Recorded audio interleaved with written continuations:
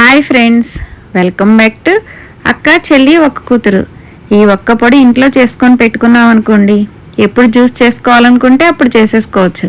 అంతేకాకుండా మనకు కొంచెం నీరసంగా ఉందనిపించింది అనుకోండి, ఈ పొడి వేసుకొని చల్లని నీళ్ళతోనైనా లేకపోతే ప్లెయిన్ సోడాతోనన్నా కలుపుకొని తాగితే నీరసం తగ్గుద్ది, మనకి హాయిగా ప్రశాంతంగా ఉంటుంది. వేసవకాలంలో అయితే ఇంకా ఉపయోగపడుతుందండి. ఇదే నిమ్మకాయ పొడి అంటే నిమ్మ పొడి. నిమ్మకాయలతో చేసుకున్న ఈ పొడిని సంవత్సరం అంతా నిల్వ ఉంచుకోవచ్చు. సంవత్సరం ఏంటండి, ఇంకెక్కువ రోజులే నిల్వ ఉంటుంది. దీన్ని సబ్జాతో కలుపుకొని తాగొచ్చు, జీలకర్ర పొడితో తాగొచ్చు. అది మన ఆప్షన్ అనమాట. ఇది ఎలాగో చూద్దామా. దానికోసం నిమ్మకాయలను తీసుకోవాలి. ఆ నిమ్మకాయలు ఇలా వీడియోలో చూపిస్తున్న విధంగా ఎల్లో కలర్లో ఉంటే జ్యూస్ పుల్లగా బాగుంటుందన్నమాట. అదే ఆకుపచ్చ రంగులో ఉన్న నిమ్మకాయలు తీసుకుంటే ఆ నిమ్మరసం కొంచెం వగరగా చేదుగా ఉంటుంది కదండి. నిమ్మ పొడి టేస్ట్ మారుతుందన్నమాట. అందుకే కాయలు సెలెక్ట్ చేసుకునేటప్పుడే ఇలాగా పసుపు రంగులో తీసుకోవాలి. తీసుకున్న నిమ్మకాయలన్నింటినీ ఇలా రసం తీసుకొని ఒక గిన్నెలో పోసుకోవాలి. గిన్నెలో పోసుకోవాలని ఎందుకు చెప్పానంటే కొలత కోసం అండి. ఇలాగ ఇప్పుడు మనం ఈ గిన్నె కొలతతో నిమ్మరసం తీసుకున్నాం కదా, ఇప్పుడు 2 ప్లేట్లు తీసుకోవాలన్నమాట. ఇలాగ ఒక ప్లేట్లో ఆ నిమ్మరసం సగం పోయాలి. అంటే ఒక ప్లేట్లో హాఫ్ గిన్నె, ఇంకో ప్లేట్లో హాఫ్ గిన్నె నిమ్మరసం పోసుకోవాలి. లేకపోతే మీరు ఇంకా పెద్ద ప్లేట్లు తీసుకుంటే గిన్నె అన్నా పోసుకోవచ్చు అనమాట. ఇప్పుడు నిమ్మరసం తీసుకున్న అదే గిన్నెతో ఆ గిన్నె నిండా షుగర్ తీసుకోవాలి. ఇక్కడ షుగరు పెద్దగా పలుకులున్నవి అంటే కొంచెం పెద్ద సైజు ఉన్న షుగర్ తీసుకుంటే బాగుంటుంది. ఇప్పుడు ఒక ప్లేట్లో ఒక ఫుల్ గిన్నె పోసుకోవాలి, ఇంకో ప్లేట్లో ఒక ఫుల్ గిన్నె పోసుకోవాలి.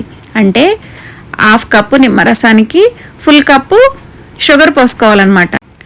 అలాగా 2 ప్లేట్లలో పోసుకొని ఇలా సరి చేసుకోవాలి. ఇలాగా ఈ ప్లేట్లని 1 గంట ఉంచుకోవాలి. అప్పుడు ఆ షుగరు ఆ నిమ్మరసం మొత్తం పీల్చుకుంటుంది. ఇప్పుడు మళ్ళీ ఇంకో కప్పు షుగరు, దాంతోపాటు కొంచెం కళ్ళుప్పు నేను 1 స్పూన్ వేసుకొని ఇంకొంచెం వేసుకున్నాను అనమాట. అలాగా 2 ప్లేట్లను వేసుకోవాలి. ఇప్పుడు కొలతలు ఎలా అంటే హాఫ్ కప్పుకు నిమ్మరసానికి 2 కప్పులు పంచదార, 2 స్పూన్లు కళ్ళుప్పు, అలాగా 2 ప్లేట్లను వేసుకోవాలన్నమాట. ఇలా వేసుకొని ఇలాగా ఒక ఫుల్ డే అంతా ఉంచుకోవాలి. అప్పుడు ఆ పంచదార, ఉప్పు ఆ నిమ్మరసాన్ని పూర్తిగా పీల్చుకుంటాయి. ఇప్పుడు చూడండి, తర్వాత రోజు ఇలాగ అట్ల కడతో ఇలా అనుకోవాలన్నమాట. ఏమన్నా తడి ఉంటే పోతుంది అనమాట. దీన్ని ఎండలో పెట్టకూడదండి, నీళ్ళలోనే ఫ్యాన్ కింద ఉంచుకోవాలి. ఎందుకంటే ఎండ వేడికి పంచదార ఇంకా కరిగిపోతుందిగా, అందుకని అనమాట. ఇలాగా అనుకొని దీన్ని మళ్ళీ ఇంకో 2 రోజులు ఫ్యాన్ కింద ఉంచుకోవాలన్నమాట. లేకపోతే నీడనన్నా పెట్టుకోవచ్చు, ఎండలో మాత్రం పెట్టకూడదు. ఇలా చూడండి, పటికి బెల్లం చిప్స్లా తయారవుతూ ఉంటుంది. ఇది ఆరిన కొలది. మీకు ఇంకా పంచదార సరిపోక ఇంకా నీళ్ళలాగా ఉంది అనిపించింది అనుకోండి, అప్పుడు మీరు ఏం చేస్తారంటే ఇంకో హాఫ్ కప్పు పంచదార వేసుకోండి. అప్పుడు కరెక్ట్గా పటికి బెల్లంలా తయారవుతుంది. చూడండి, వీడియోలో చూపిస్తున్నాను, ఇలా తయారవుతుంది అనమాట. ఇది నాకు 4 రోజుల తర్వాత ఇలా అయ్యింది. మీకు వీడియోలో చూపిస్తున్నా చూడండి, ప్లేటు నిమ్మరసం వల్ల ఇలా బ్లాక్గా అయ్యింది అని.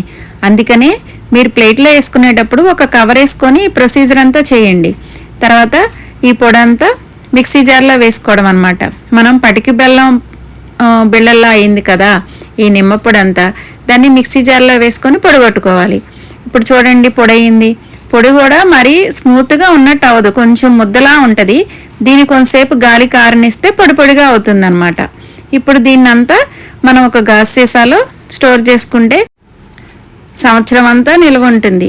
అంటే మనం పొడిని తీసుకున్న దాన్ని బట్టి, పొడి అంటే మనం నిమ్మకాయలతో రసం తీసుకొని చేస్తాం కదా, నిమ్మరసం ఎక్కువ చేసుకున్నాం అనుకోండి, పొడి కూడా ఎక్కువ ఉంటుంది, ఎక్కువ రోజులు ఉంటుంది. మనం కొంచెమే తీసుకుంటే కొంచెమే ఉంటుంది. నేను తీసుకున్నదంతా కరెక్ట్గా ఈ సీసా అంత అయిందండి, అంతే అయింది.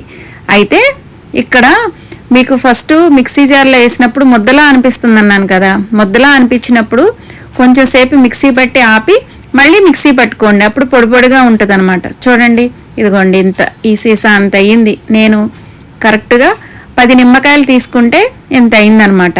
మీకు ఇంకా ఎక్కువ కావాలనుకోండి, ఇంకా ఎక్కువ నిమ్మరసం చేసుకొని స్టోర్ చేసుకోవచ్చు. ఇప్పుడు చూడండి, దీంతో నేను పుదీనా వేసుకొని కొంచెం ఈ పొడి 2 స్పూన్లు వేసుకున్నాను. ఇక్కడ నాకు ఒక గాజు గ్లాసు నిమ్మరసం చేసుకోవాలంటే నాకు కరెక్ట్గా 2 స్పూన్లు ఈ పొడి సరిపోయిందనమాట. మీకు ఇంకా తియ్యగా ఇంకా కావాలనుకుంటే ఇంకో స్పూన్ వేసుకోవచ్చు. నేను ఇక్కడ చల్లని నీళ్లు పోసి చేసుకున్నానండి. దాంతోపాటు కొన్ని నానబెట్టుకున్న సబ్జా గింజలు కూడా వేసుకున్నాను. మీరు సబ్జా గింజలే కాకుండా జీలకర్ర పొడి వేసుకొనన్నా దీన్ని కలుపుకొని తాగొచ్చు. అంతేకాకుండా అల్లం రసంతో కలుపుకొని తాగొచ్చు. ఈ పొడితో సోడా కలుపుకొని తాగొచ్చు. నిమ్మ సోడా తాగాలనుకుంటే వెంటనే ప్లెయిన్ సోడా తెచ్చుకొని గ్లాసులో కొంచెం ఈ పొడి వేసుకొని ఆ సోడా కలుపుకొని వెంటనే తాగేయచ్చండి. చిటికలో నిమ్మ సోడా రెడీ అయిపోతుంది. వీడియో నచ్చిందా అండి? నచ్చితే ఒక లైక్ కొట్టండి. ఇప్పటి వరకు సబ్స్క్రైబ్ చేసుకోకపోతే సబ్స్క్రైబ్ చేసుకోండి. చూస్తూ ఉండండి. Thanks for watching.